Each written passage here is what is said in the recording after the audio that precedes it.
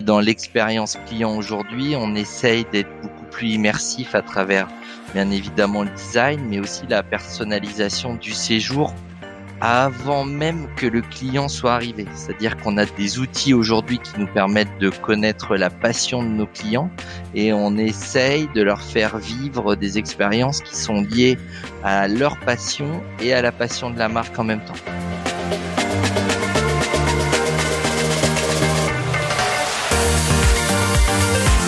Bienvenue sur les voies du e-commerce, le podcast pour accélérer sa stratégie e-commerce et retail. Je suis Claire Delez, coordinatrice éditoriale de Paris Retail Week, le salon qui réunit la communauté du e-commerce et du commerce connecté qui se déroulera du 20 au 22 septembre 2022 à Porte de Versailles. Le temps de ces podcasts, je recevrai les mentors incarnant les problématiques business du salon. RSE, data, supply chain, parcours client agile, marketing, nouveaux paiements, marketplace et commerce omnicanal. J'échangerai avec eux pour disséquer les stratégies de leur marque et vous donner de précieux conseils pour répondre aux défis du e-commerce et du retail connecté. Aujourd'hui, j'ai le plaisir d'accueillir Antoine Dubois, directeur marketing et de l'expérience client Europe du Sud, Groupe Accor. Durant nos échanges, nous évoquerons les enjeux marketing et la digitalisation imposant de nouveaux codes de l'expérience client dans le secteur hôtelier. Nous reviendrons sur le positionnement du groupe concernant la RSE et Antoine nous livrera également ses sources d'inspiration. Bonjour Antoine, je suis ravie de vous accueillir dans ce podcast incontournable qui est devenu les voies du e-commerce. Bonjour Claire, je suis ravi d'être avec vous. Également. Alors, une première question Antoine, c'est la crise sanitaire, on le sait, elle a imposé l'intégration du digital et de nouveaux enjeux du marketing dans le secteur hôtelier. Comment est-ce que ça se traduit aujourd'hui au sein du groupe Accor ? On a gagné une bonne dizaine d'années dans les usages. Et c'est évident que quand on parlait avant d'expérience client de l'univers de l'hôtellerie, il y avait ce mot phygital qui était dans la tête de tous, qui était dans notre stratégie, bien évidemment, comme on arrive à intégrer l'amont du séjour, le séjour et l'aval du séjour à travers un même parcours consommateur, que ce soit dans l'univers digital ou physique. Et l'arrêt de la mobilité, l'imposition de la distanciation des gens dans les hôtels. Alors quand je parle des gens, je parle bien sûr de la distanciation entre les employés et les clients. Ça a engendré le besoin de trouver de nouvelles solutions qu'on avait déjà. Donc je parle des QR codes, je parle bien évidemment des réseaux sociaux, des chats, de tout ce qui permettait de faciliter la relation. Mais dans le cœur de la stratégie qu'on avait avant Covid, c'était quand même de remettre l'humain au cœur et de créer cette relation entre notre staff et les clients dans nos hôtels. Et cette distanciation, forcément, a provoqué une sorte de remise en question de tous ces éléments.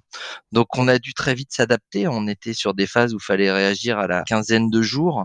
Et c'est vrai qu'on a gagné 10 ans. C'est-à-dire qu'aujourd'hui, le QR code, c'est tout à fait normal de l'avoir dans les hôtels, alors qu'avant, c'était vraiment un gadget. Le fait de plus avoir de papier dans les hôtels devient une réalité et on parle plutôt de room directory digital, donc digitaliser vraiment toutes les infos de l'hôtel, que l'on soit en amont du séjour, mais que l'on soit aussi pendant son séjour. On a parlé de la digitalisation aussi des paiements et de tout ce qui est lié au prépaiement et de toute la préparation également de la chambre en amont. Donc tous ces éléments-là, aujourd'hui, le consommateur ne voit plus ça comme un gadget ou un effet waouh qu'on peut avoir dans l'expérience client, mais comme un dû et comme quelque chose de tout à fait normal. Donc ça nous a imposé de réagir vite, de trouver les bons prestataires, mais surtout de l'intégrer et de savoir l'expliquer aujourd'hui à l'ensemble de nos hôtels. On a quand même 1800 hôtels sur l'ensemble des segments, que ce soit de l'univers économique ou de l'univers luxe, pour que tout le monde intègre bien ces nouveaux aspects en termes d'expérience client. Donc ça se traduit par une vraie réalité aujourd'hui dans la vie quotidienne des hôtels. En parlant de réalité, on le voit, la digitalisation, elle impose des nouveaux codes et une expérience client inoubliable. C'est un peu votre promesse. Comment est-ce que vous y répondez ? On y répond par l'univers de l'expérience. Alors, comme vous le dites, on essaye de créer des moments mémorables, mais dans l'expérience client aujourd'hui, on essaye d'être beaucoup plus immersif à travers, bien évidemment, le design, mais aussi la personnalisation du séjour avant même que le client soit arrivé. C'est-à-dire qu'on a des outils aujourd'hui qui nous permettent de connaître la passion de nos clients et on essaye de leur faire vivre des expériences qui sont liées à leur passion et à la passion de la marque en même temps. Quand on parle d'Ibis, qui a pour passion la musique c'est très large, on essaye de savoir en amont quel type de musique nos clients peuvent aimer pour essayer de personnaliser leur arrivée. Quand on est sur tout un principe autour du bien-être dans l'univers de Novotel, on essaye de savoir ce que le client aime en termes de bien-être en amont pour pouvoir le personnaliser. Donc la connaissance client s'est énormément développée, non pas pour faire des emailing qui soient plus pertinents en amont du séjour ou en aval, mais pour essayer d'interagir beaucoup plus sur l'expérience client qu'on peut avoir au sein des hôtels. Et le deuxième point, c'est des concepts un peu plus innovants en termes de partenariat. On est dans une année où, avec le groupe Accor, on fait énormément de collabs. Alors le mot collab, ça vient de l'univers du luxe, hein, quand il y avait une collab entre un artiste et puis une marque. Mais aujourd'hui, on a des collabs avec Decathlon et Ibis Budget pour démocratiser le sport. On a un partenariat avec The Voice et Ibis dans l'univers de la musique, avec Top Chef et Mercure dans l'univers de la restauration et du bien manger local. Donc, on est dans une phase de reprise du business et de l'expérience chez nous, où on essaye à chaque fois de s'associer pour être plus fort avec des référents d'autres secteurs. Et ça, les clients adorent parce que d'un seul coup, ils sont surpris quand on propose chez Ibis Budget de démocratiser le sport avec Decathlon et qu'on les invite à prendre les escaliers au lieu de prendre l'ascenseur et que c'est bien pour la santé et que ça peut être fun. Tout de suite, dans l'expérience client, on arrive à innover et proposer des nouvelles choses. Et puis le dernier élément vraiment de ces nouveaux codes, c'est ce qu'on appelle la lifestyleisation de l'univers de l'hospitalité. La lifestyleisation, c'est un grand mot. Alors il y a des référents comme Mama Shelter, mais le but derrière, c'est de réussir à faire en sorte que nos hôtels deviennent des tiers-lieux et qu'on arrive à attirer les voyageurs, mais aussi des locaux au sein de nos hôtels pour créer une sorte d'atmosphère d'échange, de partage. Ça peut être plus ou moins festif, mais en tout cas être capable de proposer une expérience où on peut retrouver des locaux au sein de nos hôtels, c'est vraiment notre troisième pilier. Très clair, on rentre bien dans l'expérience client que vous proposez, Antoine. Dans votre quotidien de directeur marketing, la digitalisation, elle a aussi des impacts. Je pense notamment aux outils marketing et aux outils d'analyse. Je pense que le Covid et le fait qu'on ait dû fermer nos hôtels en 2020 et se retrouver vraiment avec un nombre d'hôtels fermés où on n'avait plus de chiffres ou d'éléments qui remontaient de nos hôtels, mais qui remontaient de l'univers digital, a été clé pour se reposer des questions sur nos outils et sur la data qui était importante pour nous. Nos marques devaient continuer à vivre alors que le réseau était fermé. Et c'est là où les outils de listening, de tracking sur les réseaux sociaux, de targeting sur les réseaux sociaux a vraiment pris beaucoup d'ampleur au sein du groupe Accor. Aujourd'hui, on a un outil qui s'appelle Sprinkler qui est sur le marché, que beaucoup de gens utilisent, mais qui est vraiment notre référent au quotidien. Et puis, on a un autre outil également qui nous permet de mesurer le niveau de qualité d'expérience qu'on peut retrouver dans nos hôtels, qui monte directement de tout l'univers digital, de tous les commentaires, de tout ce que les gens peuvent dire sur nos marques et notre réseau d'hôtels sur la zone Europe du Sud pour avoir des vrais learnings. Et on avait avant des KPI en termes de notoriété, de perception de marque, de ce qu'on appelle la love brand chez nous, qui se faisait une fois tous les ans. Et là, je suis capable de le traquer et de le suivre à la quinzaine toute l'année. Et ça me permet de vraiment, avec mes équipes, de se reposer des questions sur le plan marketing au mois le mois, au lieu de fonctionner au semestre, voire même à l'année avant. Donc, on a une réactivité qui est beaucoup plus forte. Et ça, on l'a appris post-Covid avec tout ce qui a pu nous arriver malheureusement dans notre secteur. Être réactif, et pour être réactif, on a besoin de data et on a besoin de données clients qui arrivent vraiment de manière hebdomadaire, si c'est pas quotidienne. Là aussi, donc, vous avez gagné du temps. Une question sur la RSE. Quel est le positionnement du groupe, justement, par rapport aux enjeux RSE? Quelles actions vous avez pu mettre en place ou vous comptez mettre en place? La RSE fait partie d'un pilier clé pour le groupe Accor depuis maintenant 10 ans, mais on sent une accélération du fait d'une partie de nos consommateurs. Ils ont entre 20 et 40 ans. Et ils se donnent une vraie raison de consommer. Et on doit leur donner des vraies raisons de consommer. Ils veulent pas consommer juste pour consommer et se faire plaisir, ils veulent se donner une raison dans leur consommation.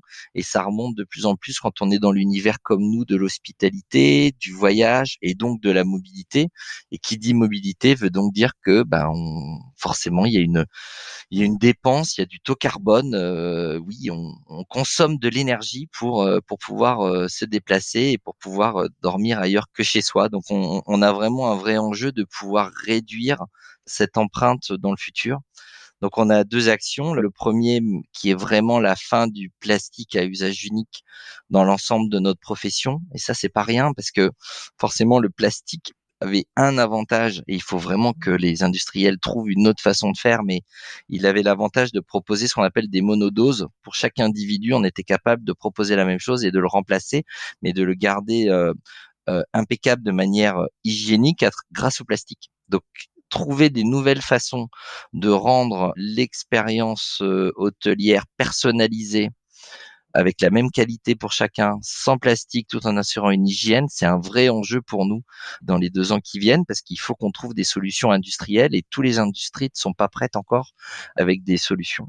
Donc on les pousse vu que nous, on s'engage à la fin de l'année prochaine, donc à partir de 2023, de plus avoir de plastique à usage unique dans toute notre expérience client.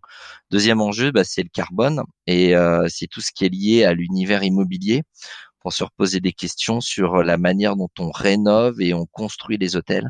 Et alors ça nous emmène sur des chantiers avec l'univers de la construction et de l'immobilier sur les 5 années qui viennent. Voilà les 2 gros chantiers en tout cas sur lesquels on est aujourd'hui. On en parlera pendant le salon. Avec grand Des plaisir. collabs.